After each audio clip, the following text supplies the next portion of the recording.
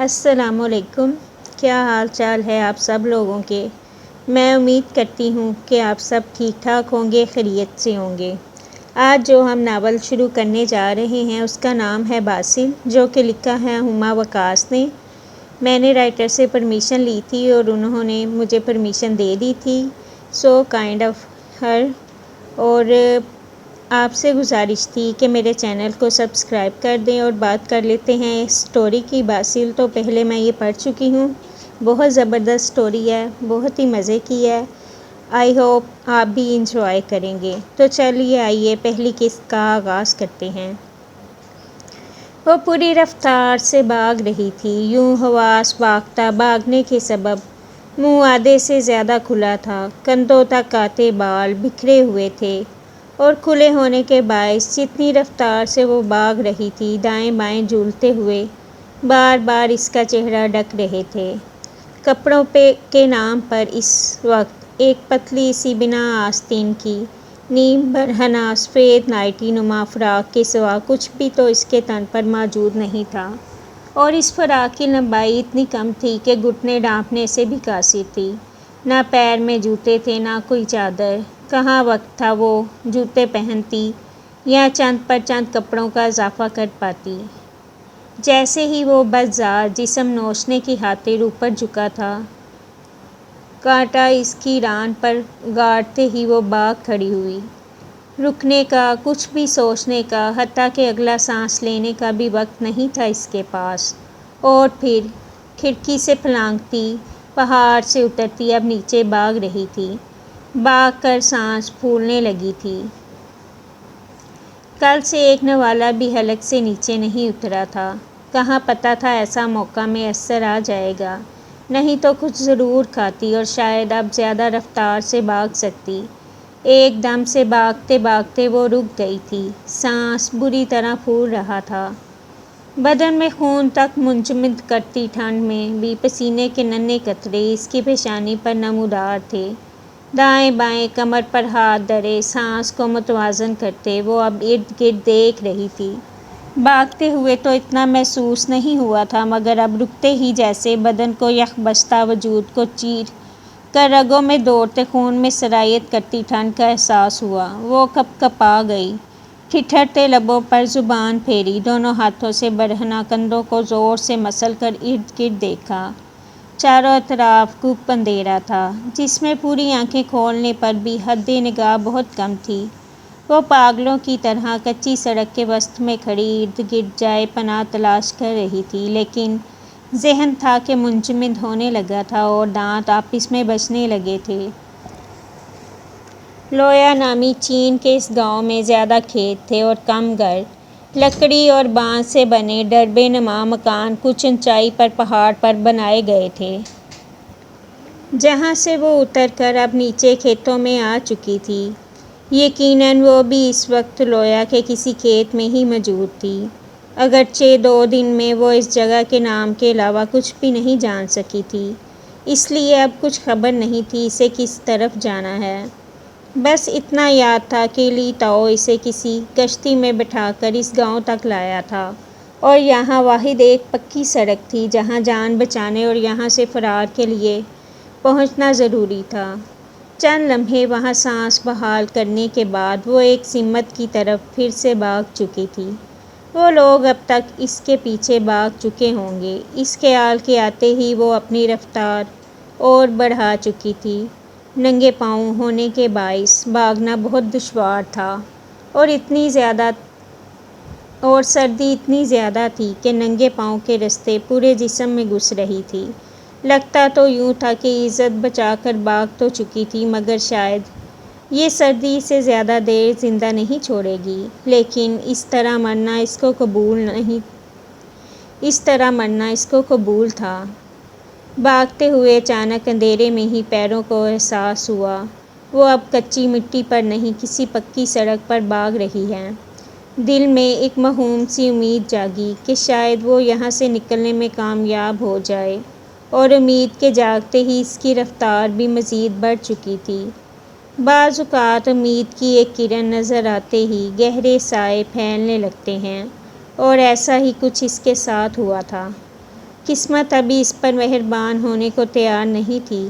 اس پکی سڑک پر وہ ابھی کچھ دور ہی جا سکی تھی جب پیچھے سے گاڑی کی ہیڈ لائٹس کی تیز روشنی نے ایک دم سے گپ اندھیرے میں ڈوبے سارے منظر کو روشن کر دیا۔ وہ مختصر راستہ لے رہی تھی جبکہ وہ شاید پہلے سے اس سڑک پر موجود تھے اور اب کسی موڑ سے مڑ کر اس تک پہنچ چکے تھے۔ زن گاڑی کی آواز نے بتا دیا کہ گاڑی چلانے والا اسی کے پیچھے ہے۔ گاڑی پوری رفتار سے پکی سڑک پر بھاگتی اب اس تک کا فاصلہ ختم کر رہی تھی۔ اس نے یک لخت کھلے منہ اور چندائی آنکھوں سے پیچھے مڑ کر دیکھا۔ جہاں منہ سے سفید دھواں باہر نکلا وہاں جان حلق میں آئی۔ ہمت ہارنا کہاں سیکھا تھا اس نے۔ تھوک نگلا اور رخ سیدھا کیا اور بھاگنے لگی۔ اچانک پاؤں کسی پتھر سے پوری رفتار سے ٹکرایا اور وہ لڑکھڑا کر منہ کے بل سڑک پر گری۔ اس کی برہنہ ٹانگیں اور گھٹنے بری طرح پکی سڑک پر گھس گئے۔ تکلیف سے دل خراش چیخ حلق سے برآمد ہوئی اور یک بستہ فضا میں گل گئی۔ جہاں پتھر ٹکرانے سے پاؤں کے انگوٹھے میں بے پناہ درد کی لہر اٹھی وہاں اب منہ کے بل گرنے سے گھٹنے چلنے کی تکلیف بھی تھی۔ وہ اس بری طرح گری تھی کہ سر بھی چکرا گیا اور اسی اثنا میں گاڑی پوری رفتار سے اس کے پاس آ رکی۔ روشنی میں پوری آنکھیں کھولے کانپتے ہوئے گردن کو جھکا کر اپنے گھٹنوں سے رستے خون کی طرف دیکھا۔ ٹھک! گاڑی کا دروازہ کھل کر بند ہونے کی آواز تھی۔ پکڑ اس ذلیل کو! لی تاؤ نے چینی زبان میں چیخ کر گاڑی کی کھڑکی میں سے سر نکالتے ہوئے کہا۔ یقیناً وہ دوسرے شخص کو اسے پکڑنے کا کہہ رہا تھا۔ دوسرا شخص جو پہلے ہی گاڑی سے اتر چکا تھا اب گھوم کر اس کی طرف بڑھا اور لپک کر اس کے اٹھنے سے پہلے اس تک پہنچا اور آتے ہی پہلے اس کے بال اپنے مٹھی میں دبوچ لیے۔ وہ لمبے بالوں اور ایک کان میں بالی پہنے خوفناک شکل کا شخص تھا۔ گرم موٹی بوری نما چادر کو خود پر اوڑھے اور سر کو اون کی ٹوپی سے ڈھکے وہ اب اس پر جھک رہا تھا جو اس وقت بھی بے سدھ سڑک پر لیٹی کرا رہی تھی۔ کی ہاں بھاگ رہی تھی؟ اس شخص نے ٹوٹی پھوٹی اردو میں خباثت سے دانت نکالتے ہوئے بالوں کو اپنے ہاتھوں میں مروڑا۔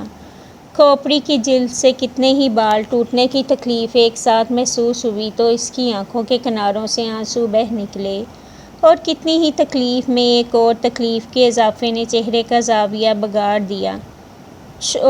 چھوڑو مجھے نہیں کرنا یہ سب، مجھے میرے گھر جانا ہے۔ وہ تکلیف سے چیخ اٹھی۔ اس کی اس چیخ پر ان دونوں کے فلک شگاف قہقہے اس خوفناک اندھیری سڑک پر دور تک گونج گئے۔ دوسرے شخص نے دانت پیستے ہوئے اس کے بالوں کو مٹھی میں لے کر پھر سے دبوچا۔ ایک جھٹکا اس کی گردن کو پڑا اور چہرہ آسمان کی طرف اٹھا۔ وہ اب اس کے چہرے پر جھکا زہریلے سانپ کی طرح پھنکا رہا تھا۔ اس کے جسم اور منہ سے اٹھتے بدبو کے بھبوکے اس کے ناک نتنوں میں گھس رہے تھے۔ وہ بے بس تھی، نہ ہل سکتی تھی نہ خود کو چھڑا سکتی تھی۔ گردن اتنی سختی سے اوپر اٹھی ہوئی تھی کہ اس کے گلے کی رگیں تن کر باہر کو ابھر رہی تھی۔ سردی کی شدت بڑھتی جا رہی تھی اور جسم اور دانت کپ کپانے لگے تھے۔ گاڑی کا دروازہ پھر سے کھلنے کی آواز آئی۔ شاید لی تاؤ اب گاڑی سے باہر نکلا تھا۔ وہ ناک پھیلائے غصے میں پھنکارتا اس کے قریب پہنچا اور اس کے پیٹ میں ٹانگوں کو گھما گھما کر مارنے لگا۔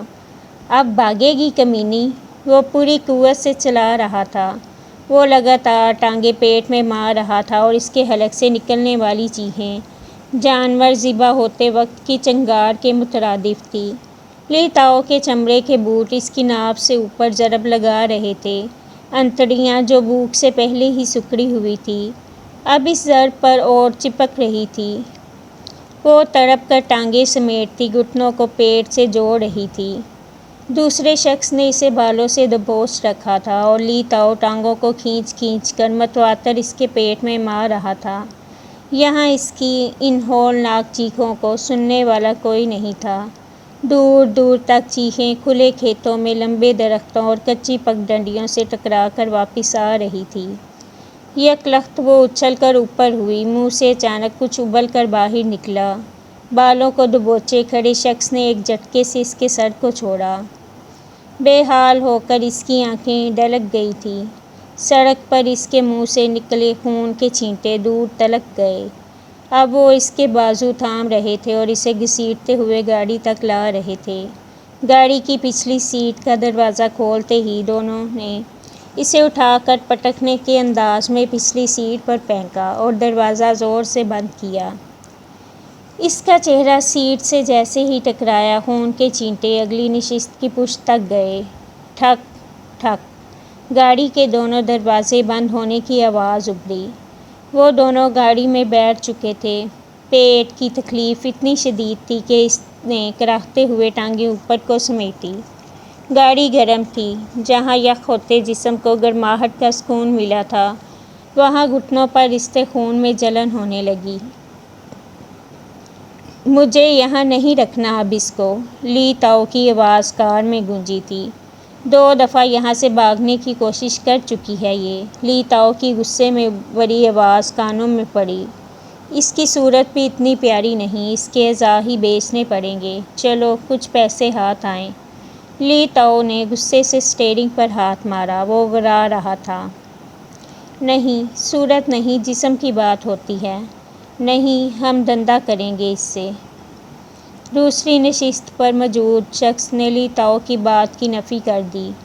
لی تاؤ پھر سے وہی کچھ اپنی زبان میں دہرا رہا تھا۔ دونوں کی اب جھڑپ ہو رہی تھی۔ تکلیف کو محسوس کرتی بھویں سکیڑے وہ ان کی بات سمجھنے کی سعی میں تھی۔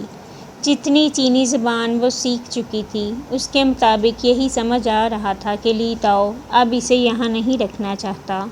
وہ دوسرے شخص کو کہہ رہا تھا، نہ تو اس کی شکل اچھی ہے اور نہ وہ اسے بار بار بھاگنے کی وجہ سے مزید سنبھال سکتا ہے۔ وہ اسے شہر میں بیچ دینا چاہتا تھا، شاید وہیں جہاں جسم کے مختلف حصے نکال لیے جاتے تھے۔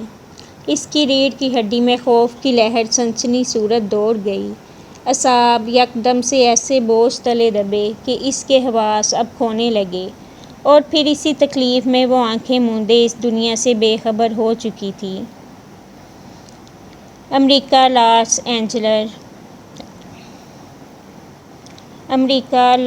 اینجلس بیوری ہلز میں رات کا منظر دن سے زیادہ خوبصورتی لیے ہوئے تھا۔ امریکہ کے اس حسین ترین شہر میں بنے بیش قیمت گھروں میں سے ایک تھا درانگ والاس۔ سمندر کے کنارے پر بنا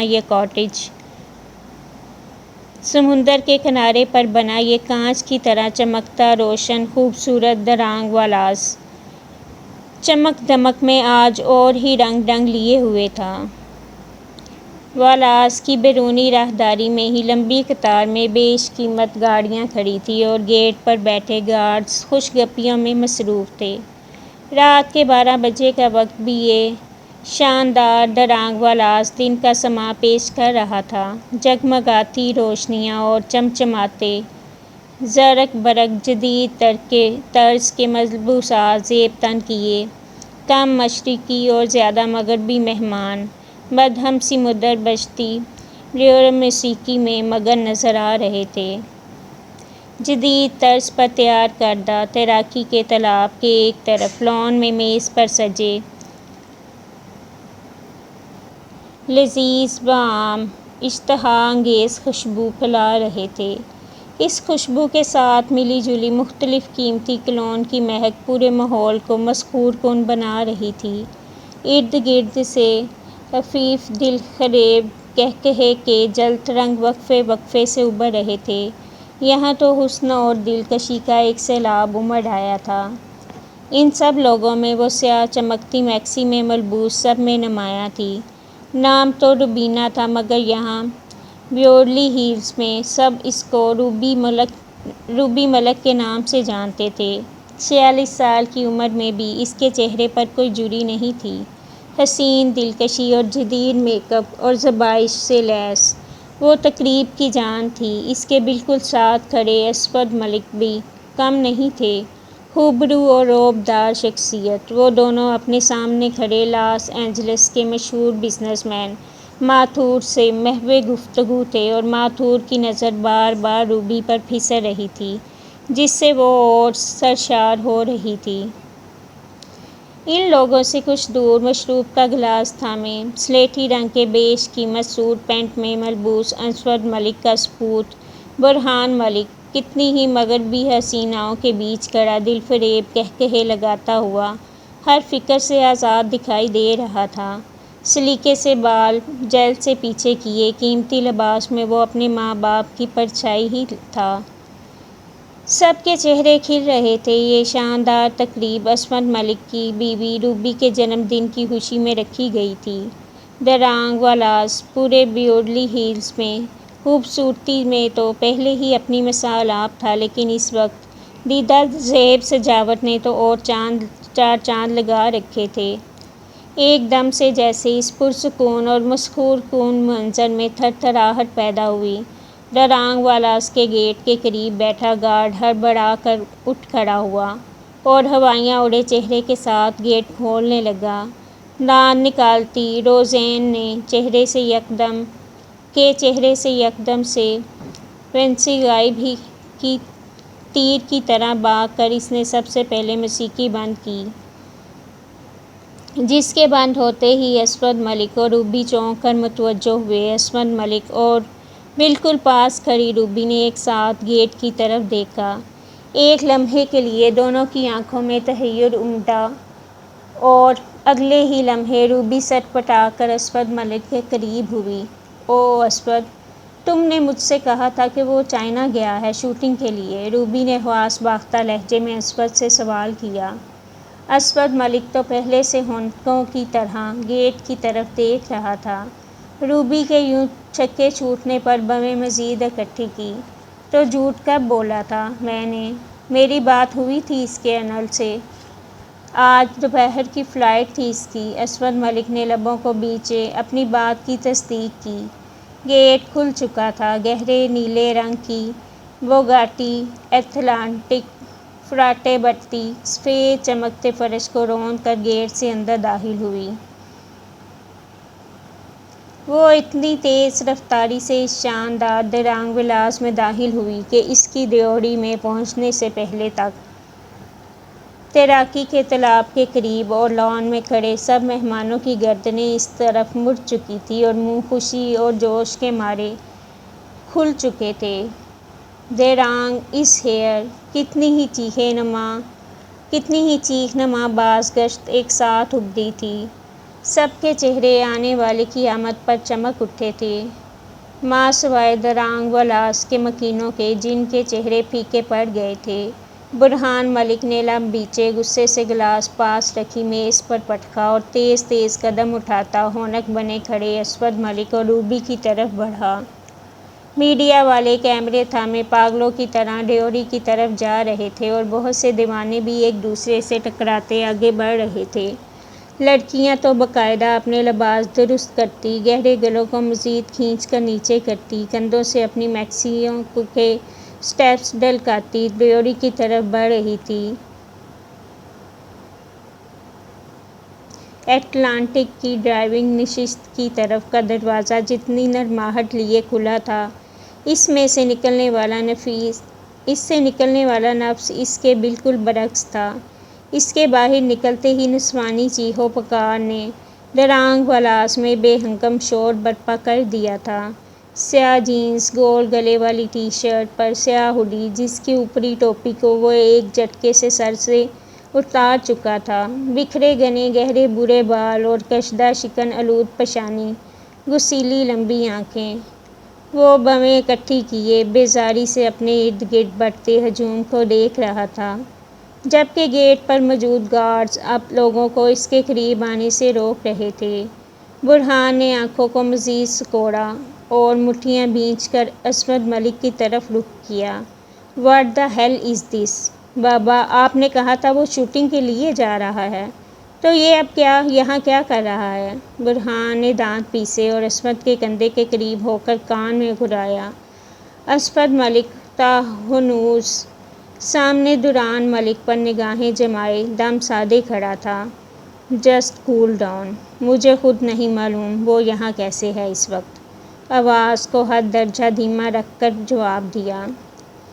وہ اب گارڈز کی مدد سے ہجوم سے نکلتا لمبے لمبے ڈنگ بھر کر لان کے وسط میں لگے میز کی طرف آ رہا تھا۔ لڑکیاں آہیں بھر رہی تھی، کیمرے تصویریں کھینچ رہے تھے۔ روبی گڑبڑا کر پھر سے اسود کے کان کے قریب ہوئی۔ اسود، روکے اسے، یہ کیا کرنے والا ہے؟ مجھے اس کے ارادے ٹھیک نہیں لگ رہے، ساری پارٹی خراب کر دے گا۔ وہ حد درجہ آواز کو دھیما رکھے ہوئے خوف سے گویا ہوئی۔ ڈونٹ وری، اوور ریئیکٹ مت کرنا بالکل بھی۔ اسود جھٹکے سے کوٹ درست کرتے تیزی سے آگے بڑھے۔ وہ طوفان اب غسیلی آنکھیں لیے تیراکی کے تالاب کے پاس پہنچ گیا تھا، جہاں سے گزر رہا تھا۔ ملازم ہاتھ باندھ کر سر جھکا رہے تھے۔ اس کے لان میں پہنچنے تک اسود ملک اس تک پہنچ کر اس کے سامنے آ چکے تھے، اور وہ اپنے سامنے کھڑے اسود ملک کو دیکھنے کی بجائے ایک ابرو اٹھائے، گردن اکڑائے ارد گرد کی سجاوٹ دیکھ رہا تھا۔ اوپری لب کو دانتوں سے پکڑ کر کھینچا اور ناک چڑھا کر سانس لی۔ پیشانی پر بال مزید گہرے ہو رہے تھے۔ جتنے بال گہرے ہو رہے تھے اتنی ہی آنکھیں غضب ڈال رہی تھیں۔ اسود ملک اس کے اور قریب ہوئے، چہرے پر پریشانی کی لکیریں ابھر رہی تھیں۔ دوران، کوئی تماشا مت کرنا، اٹس مائی ریکویسٹ پلیز۔ مجھے تم سے اجازت لینی چاہیے تھی لیکن تمہاری شوٹنگ تھی، سو میں نے سوچا۔ اسود نے التجائی لہجے میں اس سب کی وضاحت دینی چاہی۔ اسود ملک ایک ہاتھ اس کے کندھے پر یوں دھرے کھڑا تھا جیسے اسے رام کر رہے ہوں۔ دوران نے آہستگی سے اپنے کندھے پر سے اسود ملک کے ہاتھ کو ہٹایا، مطلب وہ ان کی بے تکی وضاحت سرے سے رد کر چکا تھا۔ اسود نے ایک نگاہ کچھ دور پریشان حال کھڑی روبی اور ناک پھیلائے ضبط سے لب بھینچے کھڑے برہان پر ڈالی۔ دوران اب وثوق سے قدم اٹھاتا لان کے وسط میں سجی میز کے قریب جا رہا تھا، جہاں جہازی سائز کا چاکلیٹ کیک میز کے وسط میں سجا ہوا تھا۔ اسود ملک نے تیزی سے اپنے اور اس کے بیچ کا فاصلہ ختم کیا۔ دوران، فار گاڈ سیک، روبی کی برتھ ڈے پارٹی ہے، آج کوئی تماشا مت کرنا۔ انہوں نے دانت پیستے ہوئے دوران کا ہاتھ تھامے، کان میں التجا کی۔ وہ رکا، گردن موڑی، اسود کی آنکھوں میں آنکھیں ڈالی، وہی لمحہ بھر کو ساکن کر دینے والی ٹھہری سمندر جیسی آنکھیں، گہری چمکتی مگر سکت طاری کرتی غمناک آنکھیں۔ اسود ملک ہر بار کی طرح آج بھی اس کی آنکھوں میں زیادہ دیر نہیں دیکھ سکے تھے۔ فوراً نگاہیں چرائی اور ان کی نگاہیں چراتے ہی اس کے لبوں پر استزائیہ مسکراہٹ ابھری۔ ان لبوں پر اصل زندگی میں اس مسکراہٹ کے سوا اور کوئی دوسری مسکراہٹ آ بھی کیسے سکتی تھی؟ اسود ملک نے بے چارگی سے اس کی طرف دیکھا جس نے لاپرواہی سے جیب سے سگریٹ نکال لیا اور اس وقت سب کی نگاہوں کا مرکز تھا۔ ستائشی نگاہیں، رشک کرتی نگاہیں، آہیں بھرتی نگاہیں، اس کے دیدار سے سیر ہوتی نگاہیں، اس کی ایک نگاہ کی منتظر نگاہیں۔ اسود نے پھر سے بولنے کے لیے لب کھولے ہی تھے کہ اس کا ایک جھٹکے سے اٹھا ہاتھ دیکھ کر فوراً بند ہوئے۔ کلائی پر بندھی پارٹک فلپی ہلکا سا اوپر ہو کر نیچے ہوئی۔ اسود ملک صاحب، یہ درانگ والاز ہے، ملک ہاؤس نہیں۔ یہاں کیا ہوگا کیا نہیں یہ فیصلہ دوران ملک کرے گا، کوئی اور نہیں۔ اس نے طنزیہ لہجے میں سینے پر انگلی رکھی جبکہ لبوں پر طنزیہ مسکراہٹ ہنوز قائم تھی۔ وہ کم بولتا تھا پر جب بولتا تھا بس پھر کوئی بول بھی نہیں پاتا تھا۔ اسود ملک کو جلی کٹی سنا کر بڑے انداز میں جیب سے لائٹر نکال چکا تھا۔ لائٹر پر انگوٹھے کی زرد پڑتے ہی شعلے کی روشنی نے جلتے ہی اس کی گہری آنکھوں میں عکس بنایا۔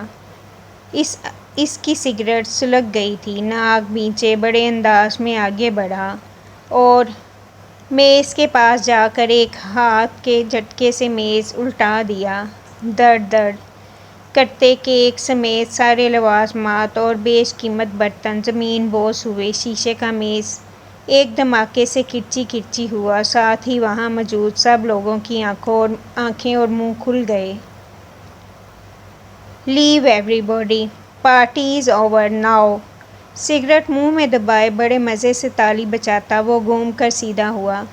برہان اور روبی کے چہرے تذلیل کے احساس سے سرخ ہو رہے تھے اور دونوں اب اسود ملک کو خون اشام نگاہوں سے گھور رہے تھے۔ دوران، یہ کیا بدتمیزی ہے؟ اسود ملک اب کے بار اونچی آواز میں کہتے ہوئے آگے بڑھے۔ دوران نے ہاتھ سیدھا تان کر ان کے قدم وہیں روک دیے۔ وہ تذبذب میں وہیں کھڑے رہے۔ سب لوگ ہکا بکا یہ تماشا دیکھ رہے تھے۔ لگتا ہے آپ سب کو میری بات سمجھ نہیں آئی، تو پھر سے دہرا دیتا ہوں۔ دوران نے سگریٹ کا کش لگا کر پہلی دفعہ منہ کھولے کھڑے مہمانوں کی طرف نگاہ اٹھائی۔ کتنی ہی منتظر اور آہیں بھرتی نگاہوں کے نیچے زبانیں چیخ اٹھیں۔ کسی کو اس کی بدتمیزی سے کوئی سروکار نہیں تھا۔ دوران ملک کی ان کی طرف اٹھتی نگاہ بہت تھی۔ سب کو پتہ تھا وہ بد دماغ ہے۔ Ladies and gentleman, this ceremony has come to an end. Now you can all go. I want to sleep. جہاں نسوانی چیخیں اس کی اس ادا پر فدا ہو رہی تھیں، وہیں بہت سے لوگوں کی سرگوشیاں ابھرنے لگی تھیں۔ دوران نے ہڈ کی ٹوپی کو پھر سے سر پر لیا اور ایک طرف لگی کرسی پر بیٹھ کر ٹانگ گھما کر دوسری ٹانگ پر رکھی۔ نگاہیں موبائل اسکرین پر جھکا دی۔ اس کا انداز ایسا تھا جیسے اب یہاں کوئی نہ ہو۔ گارڈز اب لوگوں کو جانے کی تاکید کر رہے تھے۔ روزین گھبرائی بکھلائی باقی ملازمین کو صفائی کی ہدایات دے رہی تھی۔ تمام لوگ ہاتھوں میں پکڑے مشروب کے گلاس میزوں پر رکھتے لان سے باہر جا رہے تھے۔ روبی نے خمیشگی نگاہوں سے اسود ملک کو گھورا اور پھر پیر پٹکتی آگے بڑھ گئی۔ اسود نے ٹھنڈی آہ بھری۔ دوران سگریٹ کے کش لگاتا ہوا مسلسل موبائل پر نگاہیں جمائے ارد گرد کے سارے ہنگامے سے بے نیاز بیٹھا تھا۔ اسود ملک اب برداشت سے لب بیچے اس کے سر پر کھڑے تھے۔ دوران، آج بہت زیادہ کر دیا تم نے، یہ صرف تمہارا۔ اسود ملک نے غصیلے لہجے میں کہتے ہوئے انگلی کھڑی کی۔ اس نے چہرہ اوپر اٹھایا۔ اس کی آنکھیں اور ان پتلیوں کی گہرائی۔ اسود ملک کی بات ادھوری رہ گئی۔ دوران نے سر کو تنزیہ دھیرے سے دائیں بائیں ہلایا اور لبوں میں دبی سگریٹ نکالی۔ یہ صرف میرا گھر ہے۔ آپ یہاں کیوں ہیں؟ آپ جانتے ہیں۔ وہ دونوں یہاں آپ کی وجہ سے ہیں۔ یہ میری برداشت ہے۔ آئی تھنک میری برداشت کو بار بار نہ آزمایا جائے تو بہتر ہوگا۔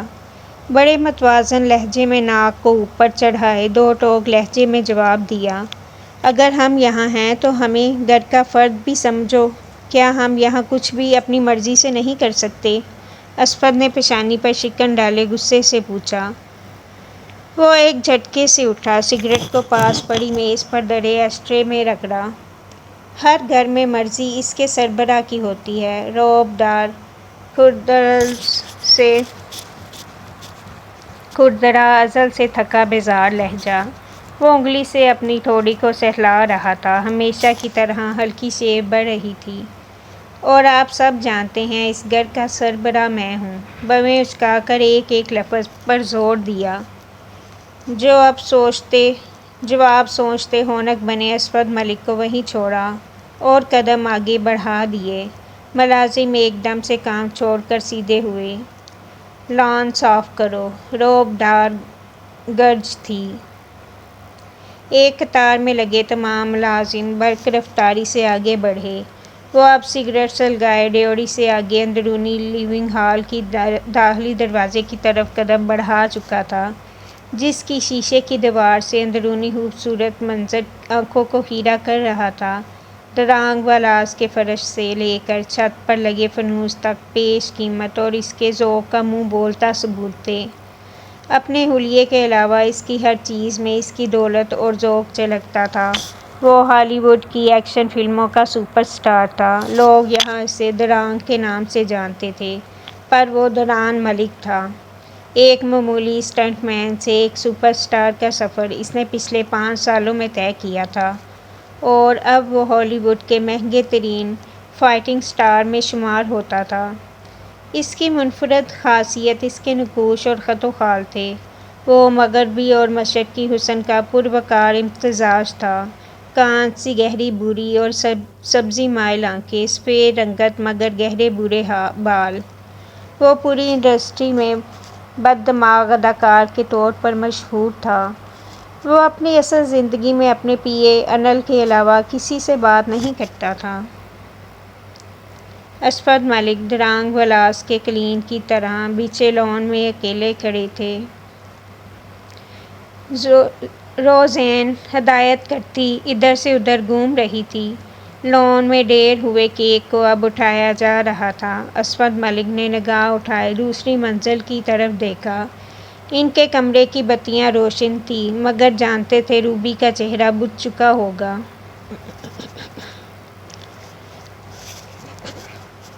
اسفد ملک نے ایک لمحے کے لیے اپنے کمرے کے بند دروازے پر نگاہ جمائی۔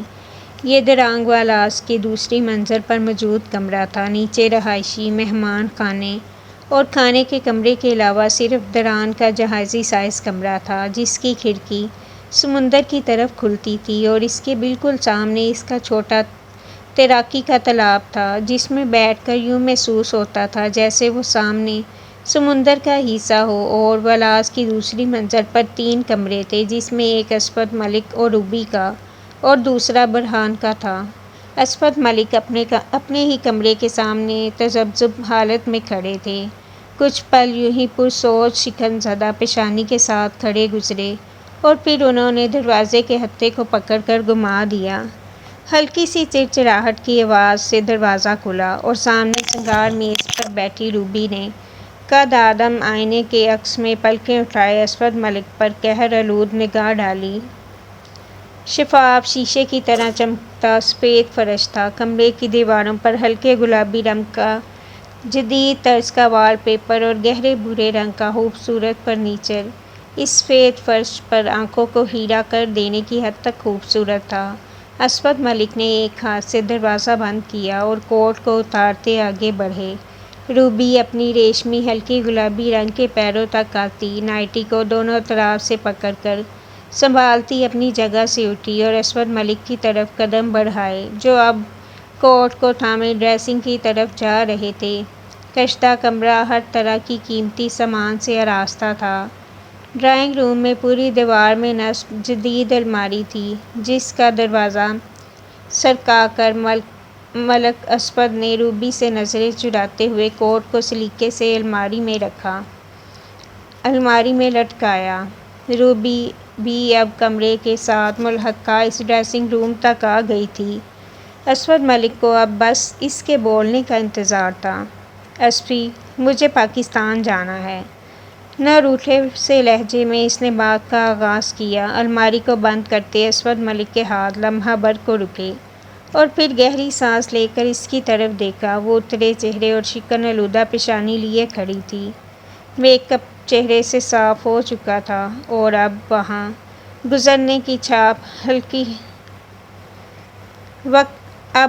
وقت گزرنے کی چھاپ ہلکی جھریوں کی صورت نمایاں تھی لیکن وہ آج بھی بے حد حسین تھی۔ یہاں کا عیش و آرام چھوڑ کر پاکستان جانا چاہتی ہو؟ وہی چک چک، وہی مڈل کلاس زندگی۔ اسفد ملک نے ایک ابرو چڑھائے پوچھا۔ کم ڈرایا زیادہ تھا۔ عیش نہیں ذلت کہیں اسفی، کم از کم ذلت تو نہیں ہوگی۔ میری سمجھ میں یہ بات نہیں آتی آخر کو ڈران نے ہمیں یہاں رکھا کیوں ہوا ہے اگر ہم سے اتنی ہی نفرت ہے؟ روبی نے تلملاتے ہوئے بھڑاس نکالی۔ اسفد ملک اب ٹائی کی نوٹ کھول رہے تھے، ساتھ ساتھ گردن کو دائیں بائیں جنش دے رہے تھے۔ مجھے لگتا ہے وہ سب جانتا ہے اور وہ یہاں پہنچا بھی اسی لیے ہے۔ پرسوچ لہجے میں اپنا ڈر ظاہر کیا۔ کچھ نہیں جان سکتا، وہ فقط احسان فراموش ہے۔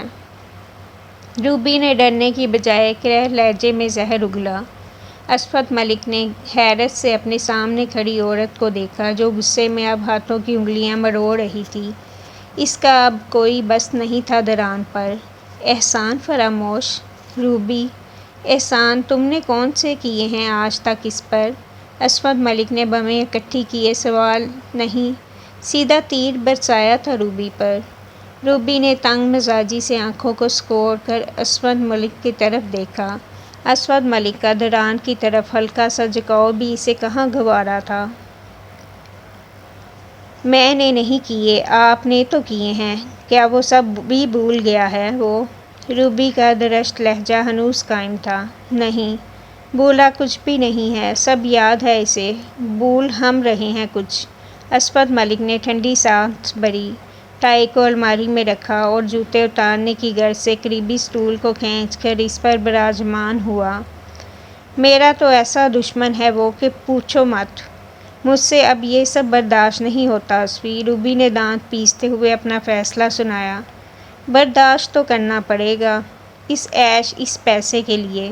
جوتے اتارتے ہوئے سر جھکائے ہی اسود ملک نے اس کی بات کو بیکار ثابت کر دیا۔ روبی تلملا کر آگے بڑھی اور اسود ملک پر جھکی، انگلی کو غصے سے ہوا میں معلق کیا۔ اسفی، آپ صرف اس دن کا انتظار کر رہے ہیں جس دن وہ ہمیں یہاں سے دھکے مار کر نکالے گا۔ غصے سے آواز اونچی ہو چکی تھی۔ اس کا چہرہ اس وقت بھی تذلیل کے احساس سے سرخ تھا۔ اسود ملک نے چہرہ اوپر اٹھایا اور طمانت سے کھڑا ہوا۔ نہیں، میں اس دن کا انتظار کر رہا ہوں جب وہ سب کچھ اگل دے گا۔ اور رہی بات تمہاری، تمہیں ان 4 سالوں میں اس لگژری لائف سٹائل کی اتنی عادت پڑ چکی ہے کہ تم اب پاکستان جا کر نہیں رہ سکتی، اور تم جانتی ہو کماتا میں نہیں وہ ہے، وثوق سے کہا۔ اسود ملک نے قدم کمرے کی طرف بڑھا دیے، جبکہ روبی کے قدم اس بات پر ڈریسنگ کے کمرے کی فرش پر ہی جم کر رہ گئے۔ غلطی ہماری ہی ہے، ہمیں برتھ ڈے پارٹی باہر پلان کرنی چاہیے تھی۔ اسود ملک کا لہجہ اب مطمئن تھا۔ واش روم کے سامنے پڑی چپل کو پاؤں میں اڑاتے وہ واش روم کا دروازہ کھول چکے تھے۔ ایک نگاہ مڑ کر گہری سوچ میں روبی پر ڈالی اور واش روم میں گھس گئے۔ روبی کی دونوں بھویں پیشانی پر کچھ اس طرح اٹھی ہوئی تھی کہ پیشانی پر عمودی لکیریں اس کی گہری سوچ کی عکاسی کر رہی تھیں۔ تیز بارش آسمان سے نیچے زمین پر اپنی پوری رفتار میں برس رہی تھی۔ کراچی میں جب بادل برستے ہیں تو پھر سب جل تھل ہو جاتا ہے۔ قدرت کی طرح یہ طوفانی بارش بھی کہاں تقسیم و تفریق جانتی ہے، نہ تو اونچی عمارتیں دیکھتی ہے اور نہ ہی کچی بستیاں۔ بس اس ابرِ رحمت میں سب دھل جاتا ہے، سب بہہ جاتا ہے۔ اور آج بھی یہاں تیز بارش جہاں کراچی کے مختلف علاقوں میں پوری رفتار سے برس رہی تھی، وہاں ان فلیٹوں کی اونچی عمارتوں کے وسط میں بنے اس مشترکہ میدان کو بھی جل تھل کیے ہوئے تھی۔ بارش کی بوندیں تابڑتوڑ برس رہی تھی کہ حد نگاہ بہت کم تھی۔ بجلی کی گرج چمک اور پھر تیز ہوا میدان کی گھاس کے نیچے موجود مٹی تک بارش کے تھپیڑوں سے اکھڑ رہی تھی اور میدان میں گدلا پانی جمع ہونے لگا تھا۔ میدان میں جگہ جگہ درختوں کے نیچے پڑے سفید پتھر کے بینچ اور ایک طرف لگے جھولے بھی گیلے تھے۔ وہ انہی بینچوں میں سے ایک بینچ پر سر جھکائے بیٹھا تھا۔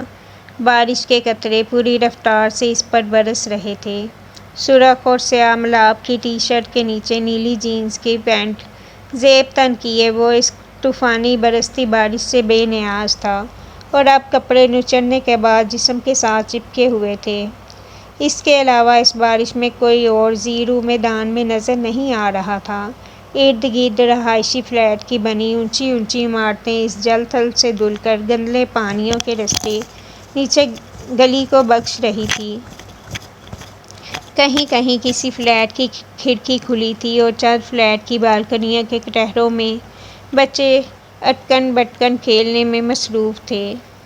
ان 3 مرلے کے تنگ فلیٹوں کی پرانی عمارت میں زیادہ کراچی کی مسیحی برادری کے متوسط طبقہ رہائش پذیر تھا۔ ان فلیٹ کے باہر میدان کی طرف کھلتی بالکنیوں میں لوہے کے جنگلے بنے تھے اور جنگلوں سے آگے ان گنت بجلی کی تاروں کے جمگٹے۔ عمارت کی 4تھی منزل کی بالکنی میں وہ بھی بارش میں بھیگ رہی تھی۔ گہرے بھورے رنگ کے سادہ سے کرتے پاجامے میں بازو سیدھے کھولے، چہرہ اوپر کیے، ان گنت محاسوں سے بھری چکنی سی چمکتی جلد والا چہرہ پانی کی تیزی سے گرتی بوندوں کو مساج کی طرح محسوس کر رہا تھا۔ اسی بالکنی سے اندر کو کھلتے دروازے سے آگے اس سے یکسر مختلف زندگی تھی۔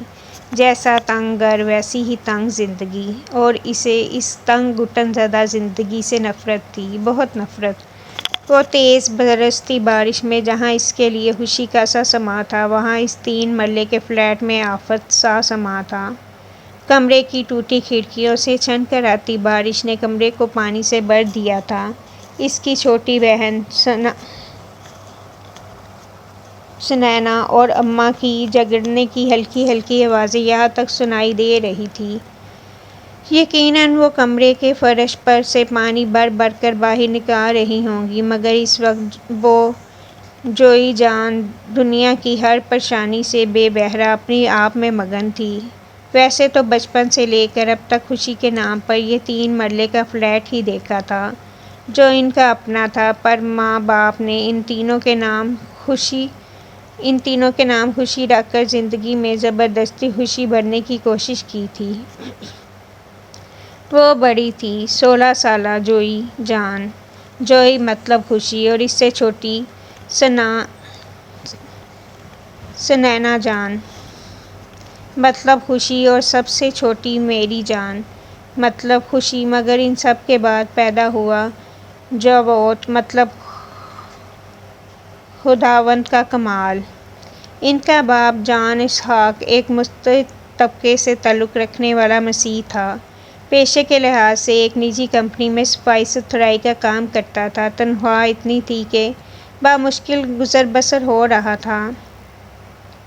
وہ تھی جوئی، بارش میں بھیگتی مسکراتی۔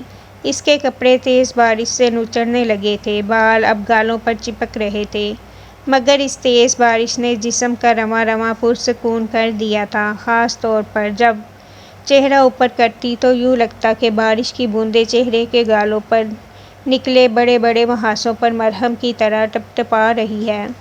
چلو، کوئی تو ہے جن کو ان محاذوں سے حقارت محسوس نہیں ہوتی۔ وہ مسکرائی تھی، کناروں سے سیاہ لب مسکراہٹ سے پھیل گئے۔ اس کے گال ان گنت محاذوں سے بڑے تھے۔ وہ اتنے گہرے سانولے رنگ کی تو نہ تھی، پھر لبوں کا رنگ پتہ نہیں کیوں ایسا گہرا تھا۔ اس کی دوستیں اور سنینا تو اسے چھیڑنے کے لیے اکثر پوچھتی تھی کہ کیا وہ سگریٹ نوشی کرتی ہے۔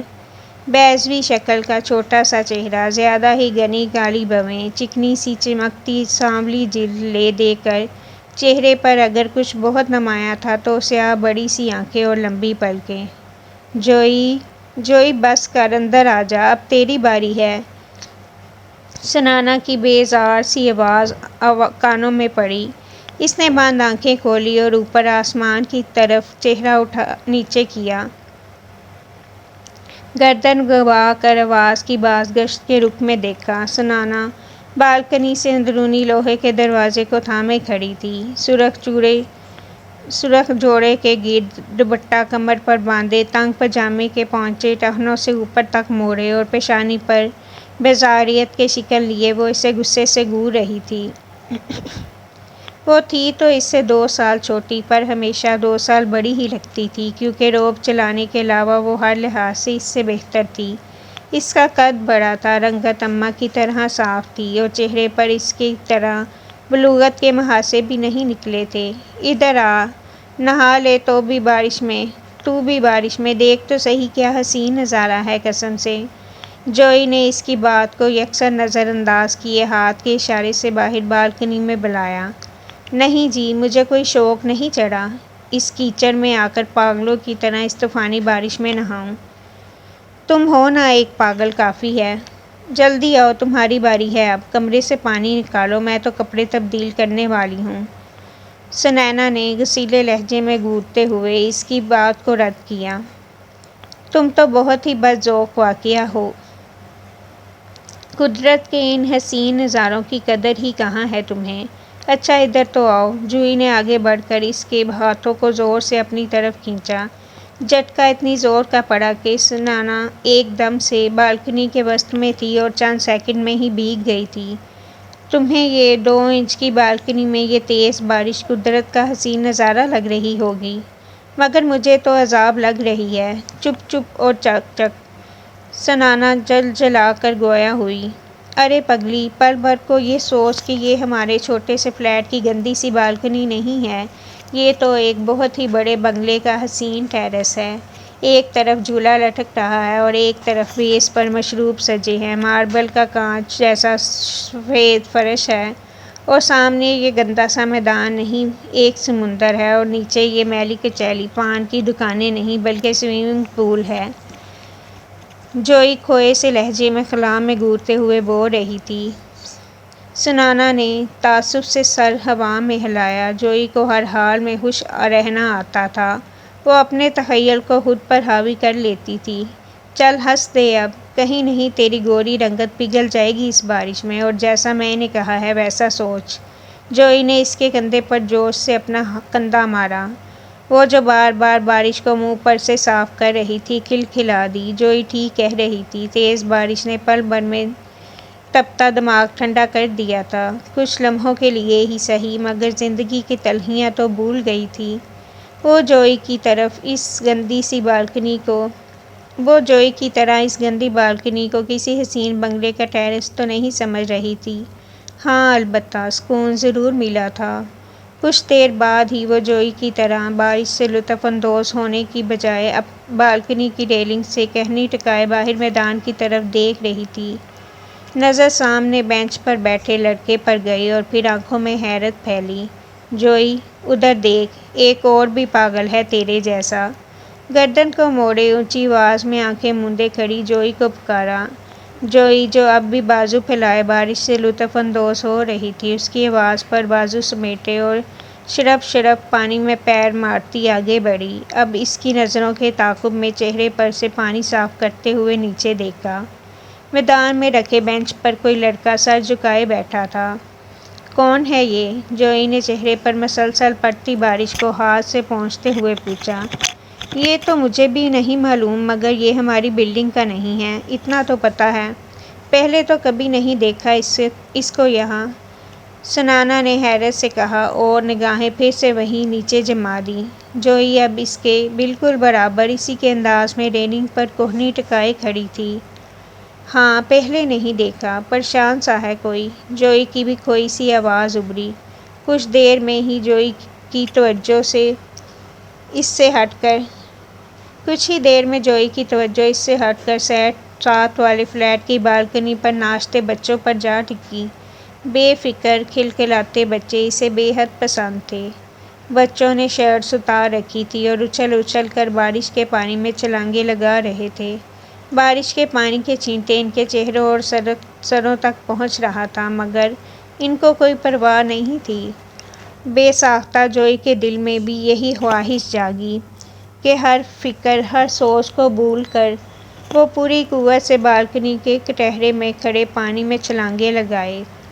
ارے جوئی، یہ دیکھ، یہ تو ہماری بلڈنگ کا ہے نا؟ سنینا نے اس کے بازوؤں کو جھنجھوڑ کر متوجہ کیا۔ وہ جو بچوں کو اچھل کود کرتا دیکھ کر ہنس رہی تھی، اس کے یوں بازو جھنجھوڑنے پر اس طرف متوجہ ہوئی۔ بارش میں بھیگتے لڑکے کے پاس اب ایک اور لڑکا کھڑا تھا، اور سنینا ٹھیک کہہ رہی تھی، وہ لڑکا ان کی بلڈنگ کا تھا۔ ایک سیکنڈ کے 12ویں حصے میں وہ اسے پہچان چکی تھی۔ ہاں انو لگتا ہے مجھے تو، وہ تیسرے فلور والا۔ ذہن میں اس کا نام بھی چھپاکے سے امڑ آیا۔ بچپن میں تو مل کر بھی کھیلا کرتے تھے، اب جب سے بلوغت میں قدم رکھا تھا تب سے بس آتے جاتے نظر پڑتی تھی۔ ہاں وہی ہے، اس کا دوست ہے لگتا، اس کو ملنے واسطے آیا ہوگا۔ سنینا نے اپنا اگلا اندازہ لگایا۔ ہاں اچھا، ہم کیوں اتنا انویسٹیگیٹ کر رہے ہیں یہ سب؟ کوئی بھی ہو ہماری بلا سے، چلو پکوڑے بناتے ہیں۔ جوئی نے اچانک ذہن میں امڑ آنے والے پکوڑوں کے خیال پر پرجوش ہو کر کہا، اور پھر سنینا کا بازو کھینچتے ہوئے بالکنی کے اندرونی دروازے کی طرف بڑھی۔ تمہیں اب پکوڑوں کی پڑ گئی ہے، پہلے جا کر اماں کے ساتھ باقی کا پانی نکلواؤ، وہ اکیلی لگی ہیں۔ سنینا نے غصے سے گھورتے ہوئے اسے اگلا حکم صادر کیا۔ وہ سنی انسنی کرتی باورچی خانے کی طرف جا رہی تھی۔ وہ دھڑام والاس کی ڈیوڑی پورچ سے آگے اندرونی دروازے کی طرف بڑھ رہا تھا۔ سیاہ پینٹ کوٹ، سرخ ٹائی میں ملبوس، سلیقے سے بال بنائے، سانولی رنگت، جاذب نظر نقوش اور مناسب قد کاٹ لیے وہ انل یوسف تھا، ڈران ملک کا نجی معاون کم دوست زیادہ۔ ڈران نے کبھی اس پر پابندی نہیں لگائی تھی کہ وہ یوں پیشہ ورانہ پی اے کی طرح کوٹ پینٹ میں ملبوس رہے، لیکن اسے یہ سب اچھا لگتا تھا۔ بھلے وہ اس دنیا میں ڈران ملک کے سب سے زیادہ قریب اس کا جگری دوست تھا، لیکن وہ دنیا والوں کی نظر میں فقط اس کا پی اے تھا، سپر اسٹار ڈران ملک کا پی اے انل یوسف۔ دیوہری سے 2 زینے چڑھ کر ہلکے بھورے رنگ کی لکڑی کا 2 پٹ والا گیٹ اندر کی طرف درانگ والاز کے ہال کی راہداری میں کھلتا تھا۔ اس چند قدم کی گیلری، جس کے دائیں بائیں دیواروں پر بیش قیمت پینٹنگز لٹک رہی تھیں، ان میں سے گزر کر آگے سامنے ہی بڑے ہال نما کمرے میں دیدہ زیب صوفے اور کوچ رکھے گئے تھے۔ اس ہال کی ایک مکمل دیوار شیشے کی تھی جو باہر نیلے سمندر کو مکمل نظارہ بخشتی تھی۔ ہلکے نیلے رنگ کے پردے بڑی نفاست سے اس دیوار سے اٹھتے ہوئے باہر سمندر کے منظر کو ایک دل آویز سنہری کی طرح پیش کرتے تھے۔ اسی ہال کی دوسری دیوار پر بہت بڑی اسمارٹ ٹی وی اسکرین نصب تھی۔ انل نے زینے پر قدم جمائے چند سیکنڈز اندرونی دروازے کے آگے کھڑے ہو کر اپنی کلائی پر بندھی گھڑی پر وقت دیکھا۔ صبح کے 10 بج رہے تھے۔ اس نے کلائی گھمائی اور ہاتھ نیچے کیا۔ اس جدید دور میں بھی گھڑی باندھنے کی یہ عادت اس میں ڈران ملک سے ہی منتقل ہوئی تھی۔ کہیں نہ کہیں وہ خود ڈران کا بہت بڑا مداح تھا۔ سپر اسٹار ڈران کی کلائی پر بندھی بیش قیمت پاٹھک فلپسی کو دیکھ کر اس کے کتنے ہی مداح کلائی پر گھڑی باندھنے لگے تھے۔ انل اب دروازہ کھول کر ہال میں داخل ہو چکا تھا۔ پروقار انداز میں قدم بڑھاتا وہ اب ہال کے وسط میں کھڑا روزین کی تلاش میں نگاہیں گھما رہا تھا۔ جب اسے دائیں طرف کھانے کے کمرے میں وہ کھانے کی میز کے پاس نظر آئی، ڈرانگ والاز کے مکین اس وقت ناشتے کی میز پر موجود تھے اور ہمیشہ کی طرح ان میں ڈرانگ موجود نہیں تھا۔ بہت بڑے کھانے کی میز پر ایک طرف اسود ملک بیٹھے تھے اور دوسری طرف روبی اور برہان بیٹھا تھا۔ روزین انہیں ناشتہ پیش کر رہی تھی۔ انل نے اسی طرف قدم بڑھا دیے تھے۔ اس کا ڈرانگ والاز میں آنا معمول تھا، اس لیے وہ بلا تکلف آگے بڑھا۔ ہیلو، گڈ مارننگ، مؤدب لہجے میں ہلکی سی مسکان کے ساتھ سب پر نگاہ دوڑائی۔ وہ لوگ پہلے ہی اس کی طرف متوجہ ہو چکے تھے، فقط اسود ملک نے مسکراہٹ کے ساتھ سر ہلا کر اس کی آمد کا خیر مقدم کیا۔ انل نے روزین کی طرف جیسے ہی دیکھا تو وہ سمجھ گئی اسے ڈران کو انل کے آنے کی اطلاع دینی ہے۔ وہ سر اس بات میں ہلاتی ڈران کے کمرے کی طرف بڑھی۔ روزین کے پیچھے ہی انل نے بھی قدم واپسی ہال کی طرف بڑھائے۔ انل، کہاں جا رہے ہو؟ کم جوائن اس، اسود ملک کی آواز عقب سے سنائی دی۔ انل نے رخ موڑا۔ وہ شیشے کے بنے میز پر کہنیاں ٹکائے شائستگی سے ٹوسٹ چبا رہے تھے۔ نہیں سر، تھینک یو، مؤدبانہ لہجے میں انکار کیا۔ اسود ملک سے مسکراہٹ کا تبادلہ کیا اور اس سے پہلے کہ قدم واپسی کے لیے اٹھاتا، برہان کے درشت لہجے میں کہے گئے جملے پر قدم پھر سے تھمے۔ بھئی، جب باس میں اتنا نخرہ ہے تو پھر پی اے پر بھی کچھ تو اثر ہوگا۔ وہ کہاں ہمارے ساتھ وقت گزارنا چاہے گا؟ برہان کے لبوں پر استہزائیہ مسکراہٹ تھی۔ کندھے اچکائے ہمیشہ کی طرح طنزیہ جملہ اچھالا۔ اسود ملک نے غصے سے لب بھیجتے ہوئے برہان کو دیکھا۔ برہان آنکھوں میں تنبیہ کرتے ہوئے اسے گھورا۔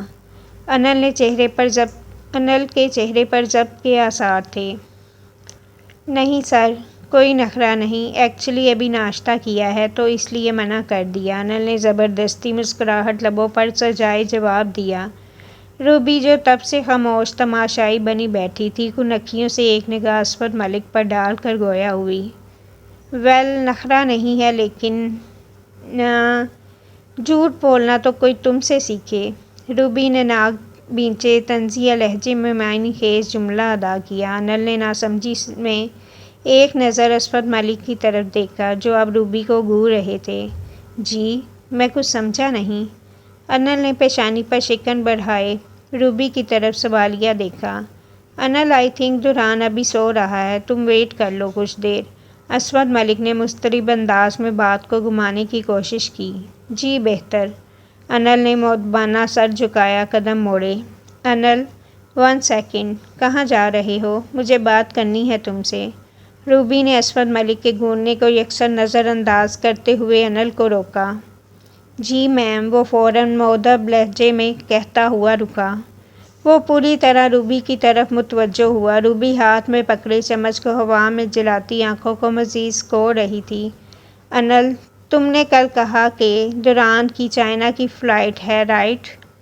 روبی نے ابرو چڑھاتے طنزیہ لہجے میں استفسار کیا۔ جی۔ انل نے آنکھوں کو سکوڑے نہ سمجھی سے اسود ملک کی طرف دیکھا۔ روبی، ختم کرو اس بات کو۔ انل تم جاؤ۔ اسود ملک نے ہاتھ کے اشارے سے انل کو جانے کا کہا۔ وہ معاملہ مزید طول میں ڈالنے کے حق میں نہیں تھے۔ نہیں۔ انل تم بتا کر جاؤ گے کہ تم نے جھوٹ کیوں بولا تھا؟ روبی نے ناک پھیلا کر دانت پیستے ہوئے پھر سے سوال دہرایا۔ میم، میں نے جھوٹ ہرگز نہیں بولا۔ ان کی فلائٹ تھی کل۔ نئی فلم کی شوٹنگ چائنا میں ہے، مگر کل میٹنگ میں دوران کی جھڑپ ہو گئی۔ ہاروی کی فلم چھوڑ آیا وہ۔ انل وضاحت دیتے ہوئے بار بار نافہمی کے شکن ابارے اسود ملک کی طرف دیکھ رہا تھا۔ کیا؟ ہاروی وائنسٹائن اتنا بڑا پروجیکٹ چھوڑ دیا؟ برہان نے ایک دم پوری آنکھیں کھولے متخیل لہجے میں دہرایا۔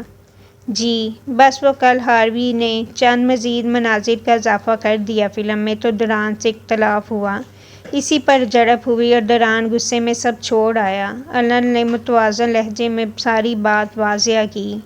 اسود ملک کے چہرے پر تفکر کے تاثرات رقم ہوئے۔ مطلب؟ کیوں؟ وجہ؟ ایسا کیا مناظر تھے؟ دوران اتنا بڑا پروجیکٹ کیسے چھوڑ سکتا ہے؟ ابھی تو کوئی اور پیشکش بھی نہیں۔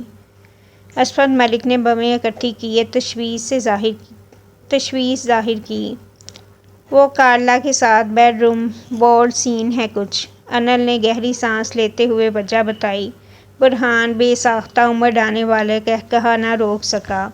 کھانے کے ہال میں اب اس کا بلند و بانگ قہقہا گونج رہا تھا۔ روبی بھی مسکراہٹ دبا رہی تھی جبکہ اسود ملک سنجیدہ تھے۔ عجیب فٹو دماغ ہے دوران کا، بھلا کارلا کے ساتھ ایسا سین کرنے سے کون منع کر سکتا ہے؟ برہان نے بامشکل اپنی ہنسی پر قابو پاتے ہوئے حیرت ظاہر کی۔ برہان، جسٹ شٹ اپ۔ ملک اسود نے غصے سے اس کے کیے گئے تمسخر پر اسے رپٹا اور پھر پریشانی سے انل کی طرف متوجہ ہوئے۔ لیکن یہ تو ہاروی پروڈکشن سے ایڈوانس بھی لے چکا ہے، ملک اسود نے پریشان لہجے میں کہتے ہوئے پیشانی سہلائی۔ وہ اتنے بھی بے خبر نہیں تھے دوران سے، اس کے ہر اگلے قدم کی ان کو خبر ہوتی تھی، اس لیے وہ انل سے بھی بالکل بگاڑنا نہیں چاہتے تھے۔ وہ واپس کرنے کا حکم دے چکا ہے دوران۔ انل نے کندھے اچکائے۔ تو اب؟ یہ تو بہت بڑا نقصان کر رہا ہے جذباتی لڑکا۔ ملک اسود نے لب بیچے اور تھوڑی کو سہلاتے ہوئے پریشانی ظاہر کی۔ جی، وہی سمجھانے آیا ہوں اسے۔ ہاروی کل رات سے فون کر رہا ہے، اب دیکھتا ہوں دوران کیا کہتا ہے اس بارے میں۔ انل نے لب بیچے اپنی آمد کا سبب بتایا۔ برہان نے ناک چڑھائی اور سر نیچے پلیٹ پر جھکا دیا۔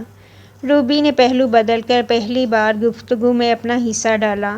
فضول کا برم دکھا رہا ہے۔ ویسے تو کہتا ہے کہ اس کا کوئی مذہب نہیں ہے، تو پھر ایسے مناظر کرنے کے لیے ایسے نخرے کیوں دکھا رہا ہے، جیسے اس سے بڑا پارسا کوئی نہیں؟ روبی کا لہجہ نفرت آمیز تھا۔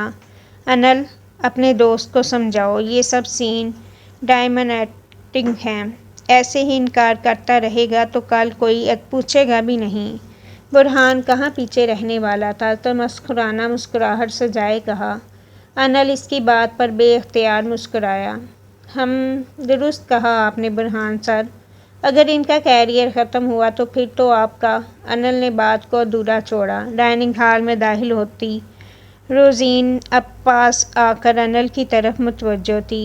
انل سر، آپ کو سر کمرے میں بلا رہے ہیں۔ روزین نے نگاہیں جھکائے مؤدبانہ اطلاع دی۔ انل نے اس بات میں سر کو جھنجھ دی اور قدم دوران کے کمرے کی طرف بڑھا دیے۔ اس کا دماغ بھی دران نے چڑھا رکھا ہے، ورنہ یہ ہے کیا بلڈی۔ برہان نے نخوت سے ناک چڑھائی اور دانت پیستے ہوئے انل کی پشت کو گھورا۔ برہان، کول ڈاؤن۔ تمہیں کتنی دفعہ کہا ہے تم دران کے معاملے میں کچھ مت بولا کرو۔ اور انل نے غلط کب کہا؟ یہ جو ٹی وی سیریل میں چھوٹے موٹے رول مل رہے ہیں، یہ اس کی مرہون منت ہے۔ ملک اسود نے سنجیدگی سے سر اگلا تو ٹوسٹ منہ میں رکھا۔ نہیں، میرا اپنا ٹیلنٹ ہے، پتہ نہیں کس دن یہ دران کا لیبل مجھ پر سے ہٹے گا۔ برہان تنک کر دونوں ہاتھ میز پر مارتا ہوا اپنی جگہ سے اٹھا۔ کرسی کو ایک طرف کرتا وہ غصے سے ڈائننگ ہال سے باہر جا رہا تھا۔ برہان! روبی نے بے چینی سے اسے پیچھے سے پکارا۔ ناشتہ بھی نہیں کر کے گیا؟ آپ بھی نہ؟ کیا ضرورت تھی یہ بے پرتوکی ہانکنے کی؟ روبی نے تیور چڑھائے ملک اسود کو گھورا۔ انہوں نے تعصب سے سر کو دائیں بائیں ہلایا اور گردن جھکا دی۔ انل نے آہستگی سے کمرے کے دروازے پر دستک دی اور اسی لمحے اندر سے بھاری آواز ابھری۔ وہ دران کے کمرے کے دروازے کے سامنے کھڑا تھا۔ آ جاؤ! نیند کی خمار میں لپٹی آواز تھی، مطلب وہ ابھی اس کے آنے پر ہی بیدار ہوا تھا۔ انل نے دروازہ کھولا اور کمرے میں داخل ہوا۔ وہ اپنے سفید نائٹ گاؤن میں ملبوس کمرے میں موجود صوفے پر بیٹھا تھا۔ بکھرے بال، ہلکی سی سوس لیے ادھ کھلی آنکھیں، وہ نگاہیں موبائل اسکرین پر جمائے بویں اکٹھے کیے خود کو مصروف ظاہر کر رہا تھا۔ کشادہ کمرہ کسی اور ہی دنیا کا منظر پیش کرتا تھا، جو اندر داخل ہونے والے کو ایک سحر میں جکڑ لیتا تھا۔ دران نیلے رنگ کا دیوانہ تھا، اسی لیے پورا کمرہ سفید اور ہلکے نیلے رنگ کا امتزاج لیے ہوئے تھا۔ سفید فرش، سفید دیواریں، بس ایک دیوار جس پر ہوم تھیٹر اسکرین نصب تھی، وہ سفید اور نیلی دھاری دار ڈیزائننگ پر مشتمل تھی۔ ہلکے نیلے رنگ کے پردے اور ایک طرف کی دیوار میں ریلنگ صورت کھلتا دروازہ، جس کے پیچھے سوئمنگ پول اور سامنے سمندر کا سارا منظر۔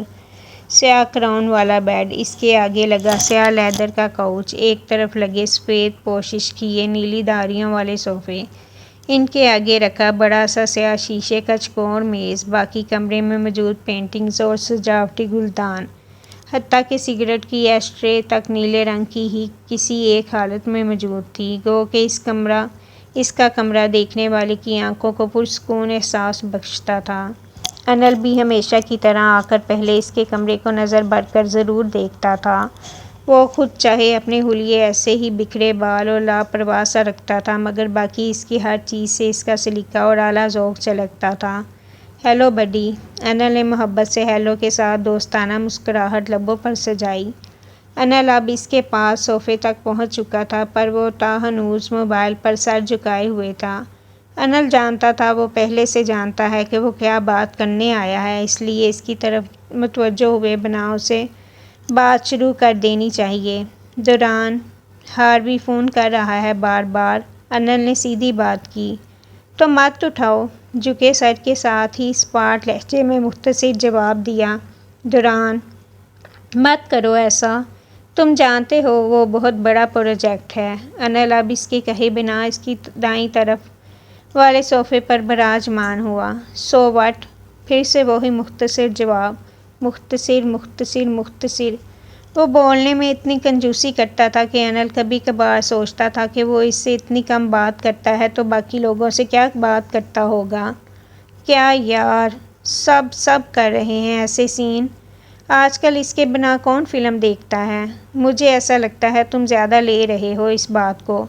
کیا ہے، بس 3 یا 4 منٹ کا ایک سین ہی تو ہے۔ انل نے صوفے کے ہتھے پر کوہنی ٹکائے ہاتھ کو ہوا میں اٹھائے وثوق سے کہا۔ وہ اب اسے قائل کر رہا تھا جو کل ہاروی کی ایکشن فلم کے نیم برہنہ مناظر کرنے سے انکار کر آیا تھا۔ سب کرتے ہوں گے مگر درانگ نہیں۔ وہ بے تاثر سخت لہجہ، موبائل پر جھکے چہرے کے ساتھ ہی بس ایک ابرو اٹھائے غسیلی نگاہ سامنے بیٹھے انل پر ڈالی۔ انل نے لب بھیجتے سر کو آسمان کی طرف اٹھایا اور گہری سانس لی۔ وہ جب ایسے دیکھتا تھا تو اپنے فیصلے کے اٹل ہونے کا ثبوت دیتا تھا، اور جب وہ ڈھیٹ ہو جائے تو پھر تو اس کا انجان باپ بھی ظاہر ہو کر اسے اس کے لائے عمل سے نہیں ہٹا سکتا تھا۔ وہ پیدائشی ضدی نہیں تھا، اسے ضدی بنا دیا گیا تھا۔ دوران میرے بھائی میگا پروجیکٹ ہے۔ سوچ ذرا، ہاروی کی فلم پھر کو اسٹار کارلا، چلنے سے پہلے ہی سپر ہٹ ہے یہ فلم، لکھوا لے مجھ سے کہیں بھی۔ ایک چھوٹے سے سین کے لیے کیوں اتنا بھاؤ کھا رہا ہے؟ التجائی لہجے میں وہ اب دوران کی منت سماجت اور لالچ دینے پر اتر آیا تھا۔ وہ چھوٹا سا سین ہی، لیکن مجھے ہضم نہیں۔ سپاٹ لہجے میں وہی ڈھیٹ جواب۔ دروازے پر ہلکی سی دستک ہوئی۔ دونوں نے ایک ساتھ نگاہ اٹھائی۔ کم آن، ڈوران نے رعب دار آواز میں اندر آنے کی اجازت دی۔ اس کی آواز کا رعب اور باری پانی اس کی شخصیت کے عین مطابق تھا، مگر اس کے لہجے میں ہمیشہ بیزاری کا عنصر گھرا رہتا تھا۔ دروازہ ہلکی سی چڑچڑاہٹ لیے کھلا۔ روزین مشروب کی ٹرالی لیے کمرے میں داخل ہوئی۔ وہ صبح کا آغاز تازہ جوس سے کرتا تھا، لیکن جوس کے فوراً بعد سگریٹ اس کا سارا اثر زائل کر دیتی تھی۔ کچھ چیزیں اس کی زندگی میں لازم و ملزوم تھیں: نہار، منہ جوس، 3 گھنٹے جم، تیراکی، سگریٹ اور انل یوسف۔ سوچ لے، زیادہ عقل میں تمہارا ہی نقصان نہ ہو جائے۔ کارلا کے ساتھ فلم ملنا آسان نہیں، انل نے زیر لب مسکراتے ہوئے اسے چھیڑا۔ وہ دوران کی سنجیدگی کو ختم کرنا چاہتا تھا۔ روزین اب ٹرالی سے اٹھا کر مشروب میز پر سجا رہی تھی۔ وہ اردو نہیں جانتی تھی، اسی لیے ان دونوں کی گفتگو اس کی موجودگی میں بھی جاری تھی۔ کارلا ہو یا اینجلینا، انکار ہے۔ آگے ہوتے ہوئے ہاتھ کے اشارے سے روزین کو منع کر کے جوس کا گلاس خود اٹھایا۔ اسی طرح ہاتھ کے اشارے سے انل کو بھی گلاس اٹھانے کا کہا۔ انل نے آگے ہو کر گلاس اٹھایا۔ روزین اب کمرے سے باہر جا رہی تھی۔ تازہ سنترے کا جوس فرحت بخش احساس دے رہا تھا۔ ٹھیک ہے، مطلب تم ضد کے پورے ہو۔ اچھا، اگر وہ کہے کہ میں سین میں رد و بدل کر دیتا ہوں پھر؟ انل نے جوس کا گھونٹ لیا اور سیدھا ہوا۔ دوسری طرف وہ جوس ختم کرنے میں مصروف تھا، اس کی بات کو انسنی کیے یا شاید جواب دینے کے موڈ میں نہیں تھا۔ کچھ تو جواب دو۔ اگر میں ہاروی سے کہوں کہ وہ مناظر میں کچھ تبدیلی کر دے تو پھر؟ انل نے ابرو چڑھائے جواب طلب نگاہیں اس پر گاڑی۔ وہی خاموشی۔ اب جوس کا دوسرا گلاس بھرا جا رہا تھا۔ انل نے نگاہیں اس کے مضبوط بازوؤں پر ٹکائی۔ اور تمہیں پتہ ہے ہاروی کیا کہہ رہا ہے؟ وہ یہ کہہ رہا ہے کہ دراگ اپنے مذاہب کی وجہ سے یہ کر رہا ہے سب۔ انل نے آہستگی سے بات مکمل کی اور لب بھینچے۔ پتہ تھا اب کی بار وہ ضرور بولے گا۔ دوران نے چونک کر نگاہ اٹھائی۔ پیشانی پر جہاں رگیں ابھری تھیں، جبڑے ضبط کرنے کی وجہ سے ایک دوسرے میں پیوست نظر آئے۔ سفید رنگ ایک دم سے غصے میں سرخ ہونے لگا۔ میرا کوئی مذہب نہیں ہے۔ کرخت لہجہ، مختصر جواب۔ گلاس میز پر رکھا اور میز پر پڑا سگریٹ کیس اٹھایا۔ ہلکے نیلے رنگ کا سگریٹ کیس اس کی مضبوط انگلیوں میں گھومتا اس کے اندرونی اضطراب کی ہی نشاندہی تھی۔ دوران، کہہ دینے سے کچھ نہیں ہوتا۔ تم مسلمان ہو، اس حقیقت کو مت جھٹلایا کرو۔ اور تم جانتے ہو اب ایکشن فلموں میں بھی ایسے 2-4 سین ہونے لازمی جز بن گئے ہیں۔ مارکیٹ میں ڈیمانڈ ہے اس سب کی۔ اگر تم آئے دن اس بات کو لے کر فلمز کو چھوڑتے رہے تو پروڈیوسرز تمہیں سائن کرنا چھوڑ دیں گے۔ انل نے تیوری چڑھائی۔ اسے سمجھانے کی کوشش میں اب کی بار سخت لہجے میں آنے والی وقت سے خبردار کیا۔ برہان کے الفاظ ہیں یہ۔ دوران نے فوراً سگریٹ کا کش لگا کر انگلی ہوا میں اٹھا کر کہا۔ انل نے چونک کر اس کی طرف دیکھا۔ ابھی کچھ دیر پہلے ناشتے کی میز پر واقعی یہ برہان کا کہا گیا جملہ تھا جو اس کے ذہن میں پیوست ہوا تھا۔ ساری انڈسٹری جانتی ہے دوران کی فلم کس بنیاد پر ہٹ ہوتی ہے۔ مجھے اپنی فلم کو سپر ہٹ کرنے کے لیے ان چیپ مناظر کی ہرگز ضرورت نہیں۔ لوگ میری صورت اور میری فائٹ دیکھنے آتے ہیں، جسم نہیں۔ اور رہی بات جسم کی تو اس کے لیے فیمیل ایکٹریسز بہت ہوتی ہیں۔ وہی ٹھہرا، بیزار مگر متوازن لہجہ۔ ساری گفتگو میں یہ اس کی سب سے لمبی بات تھی۔ انل جو اسے ٹکٹکی باندھے دیکھ رہا اور سن رہا تھا، گہری سانس باہر انڈیلتے ہوئے صوفے کے ہتھے پر بازو پھیلائے اور پشت تھکے انداز میں پیچھے ٹکا دی۔ ٹھیک ہے، میں ہاروی کو تمہارا آخری فیصلہ سنا دیتا ہوں۔ اگر وہ منظر تبدیل نہیں کرتا تو پھر اسے ایڈوانس واپس کر دیتے ہیں۔ انل نے کندھے اچکا کر بات ختم کی۔ اصولاً تو ایڈوانس واپس کرنا بھی نہیں بنتا ہے، دھواں ہوا میں چھوڑتے کہا۔ انل نے حیرت سے اسے دیکھا۔ اب وہ زیر لب تمسخرانہ مسکراہٹ سجائے اس کی طرف دیکھ رہا تھا۔ سبزی مائل گہری پتلیاں، وہ سچ کہہ رہا تھا، لوگ اس کی صورت اور فائٹ دیکھنے تو آتے تھے۔ اس نے دھوکہ دیا ہے، اسکرپٹ میں ایسے کوئی سین نہیں تھے۔ اس نے اب کیوں ایڈ کیے جب ہم شوٹنگ پر جانے والے تھے؟ میں نے اسکرپٹ پر فلم سائن کی تھی، اس لیے ایڈوانس اسی بیس پر ہے۔ سخت لہجے میں اپنا موقف پیش کیا۔ اب کی بار انل بھی کوئی جواب نہیں دے سکا، بس اسے دیکھ کر ہی رہ گیا۔ پھر ایک دم صوفے پر سے اٹھا، جیب سے موبائل نکالا۔ ٹھیک ہے، میں یہیں ہوں، تم فریش ہو جاؤ، میں ہاروی سے رابطہ کرتا ہوں۔ انل نے انگوٹھا گھما کر موبائل اسکرین کو کھولا۔ نہیں، وہ خود رابطہ کرے گا، تم نہیں کرو گے؟ روزین کو کہتا ہوں ناشتہ لگوائے تمہارے لیے، ناک چڑھا کر کہا۔ آگے ہو کر میز پر پڑا کارڈلیس اٹھایا۔ نہیں، ناشتہ کر کے آیا ہوں، تم بس جلدی ریڈی ہو جاؤ، میں باہر ویٹ کر رہا ہوں۔ انل نے مسکرا کر ناشتے سے انکار کیا، قدم باہر کی طرف بڑھا دیے۔ ہاروی سے رابطہ تو اسے ہی کرنا تھا۔ اوکے جی، یہ تھی آج کی ایپیسوڈ۔ ابھی کہانی کھل کر اتنی سامنے نہیں آئی اس اسٹوری میں، لیکن آگے چل کر بہت مزہ آنے والا ہے۔ آئی ہوپ آپ یہ ناول کافی زیادہ انجوائے کریں گے۔ تو آپ سے ایک بار پھر ریکویسٹ کرتی ہوں کہ پلیز میرے چینل کو سبسکرائب کر دیں، ویڈیو کو لائک کر دیں اور